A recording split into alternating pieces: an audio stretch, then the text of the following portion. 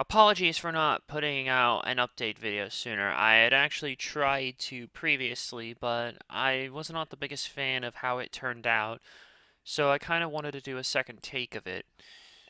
But if you want the short story of where the hell we've been, essentially, and why the podcast has been on hiatus, well, allow me to explain. Of course, it all really started with the original server getting nuked out of existence. I didn't realize it at first, but it was kind of somewhat of a, I don't want to say a full-on good thing because no, but it wasn't, but I'm trying to at least see the good in it. Maybe it's opened me up to allow me to just realize that it's okay to take a step back from everything that happened, especially this year, and just kind of step away from this spirit, a detox from wrestling, and enjoy life outside of it, to be honest. Really, even if the old server didn't go down, there were three things in particular that would have led to some form of hiatus, mostly all on WWE's end, since it's been a very lackluster year for wrestling for them and even AEW. WWE started out stronger off the gate, but towards the end of the year, it's been absolutely more of a mess to deal with between the greed of TKO, Morans, and just a whole bunch of other crap as well. And AEW continually dragging their feet with the Death Riders instead of just killing the thing, because I'm pretty sure everyone who's in that group, their stock is officially in the negative right now. Like, not even no stock, just flat out a negative stock, if that's even possible. Maybe not in real life, but it most certainly as hell is here. Really, most of the stuff on this end comes from WWE. That was the big kicker, eventually leading to that point of me feeling like I needed to take a break here. Three things. The first being, ugh, Brock's return. Yes, I know, so some of you are gonna say. And to that, I say pucker up and kiss it. Because quite frankly, I don't want to fucking hear it. And even if none of that shit ever happened, too, or his name was not dragged into any of that, I never wanted him back in the first place, quite frankly. I never fucking did. And it's just, ugh.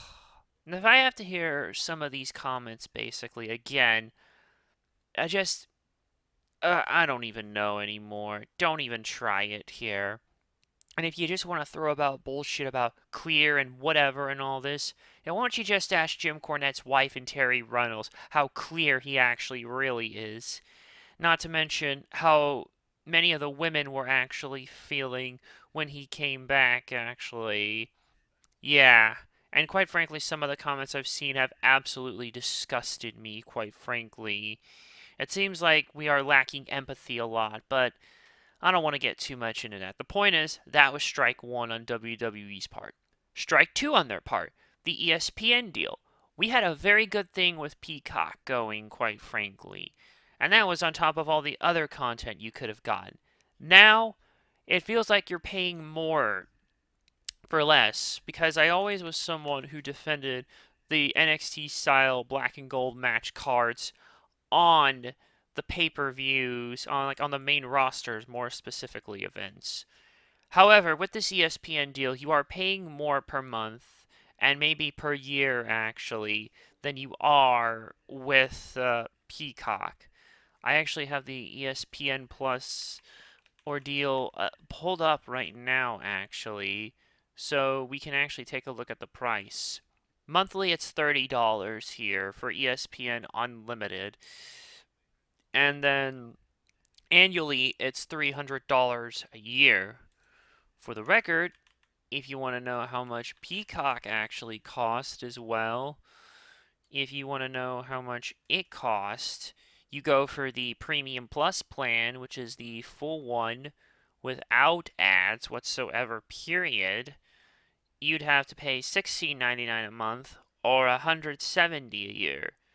And keep in mind, you were getting all that content plus the WWE stuff.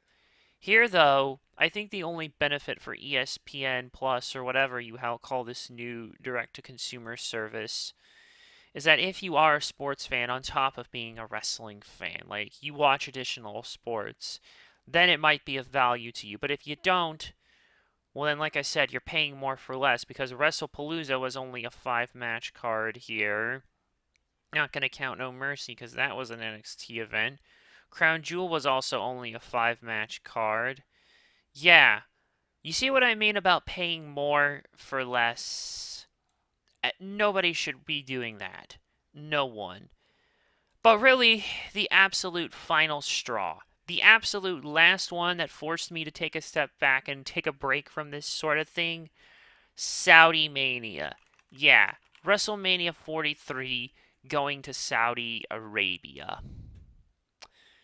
You know how many Brits we've had in this circle who have been desperate to have WrestleMania come to the UK? Not to mention one of John Cena's final pleas to make it happen before he started his retirement tour, which they have basically botched this year with that awful and pointless heel turn when they should have done it a decade prior. Another other not full strike, but enough of a mark to basically note down on their list. Yeah, not good. It's frustrating. It breaks my heart. And look, I have nothing against the citizens of Saudi Arabia, mainly the government. But again, that involves other things that I am not at liberty to get into here right now. And you have to keep in mind, like, this was essentially, like, let me explain how we even got to this. 42 was announced originally supposed to be happening in New Orleans, which The Rock personally announced. That aged very badly, might I add. And yeah, and then 42 ended up going back to Vegas, which they already went the year prior. Well, this year technically, which yeah, I'd rather not talk about how disappointing that was on the whole. And then to have this, it just felt like a gut punch, a slap in the face, whatever you want to call it.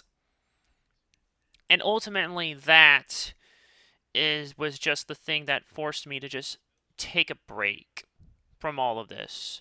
And like I said, that's not counting anything else about AEW's crap, dragging their feet with the Deaf Riders, ridiculously long shows that will end at like midnight my time since I live in a Central Standard Time Zone area, 1 a.m. on the East Coast for those of you there, and like about what 10 p.m. for those of you on the West Coast, which is probably still better, but not as ideal if we're being honest. And quite frankly, the more I look at it, the more I'm just. I don't know. I want to go back to this eventually, but I'm trying to work out some. Think about what to do exactly. And I do need to talk with the other people on the podcast about what to do with some of this. Mainly just the Saudi show ordeal seems to be the big thing. Because, quite frankly, when I was planning to bring this back, I wanted to implement one important thing: no Saudi shows, because, quite frankly, I think everyone in this sphere has had enough of these Saudi shows. However, with them now starting to basically foister the big events, actually, the big, if you will, events like Royal Rumble and WrestleMania, which Royal Rumble going to Saudi should have been a warning sign of shit to come.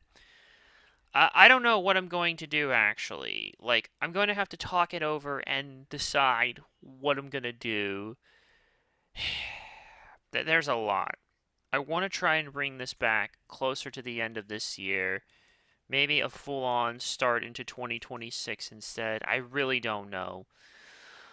All I know is there are going to be some changes around here for the benefit of many of us, because you gotta keep in mind, not only does WrestleMania going to Saudi affect WrestleMania itself, but also by association NXT Stand and Deliver and the Hall of Fame podcast, which we've always done those. Look, I don't know what to do.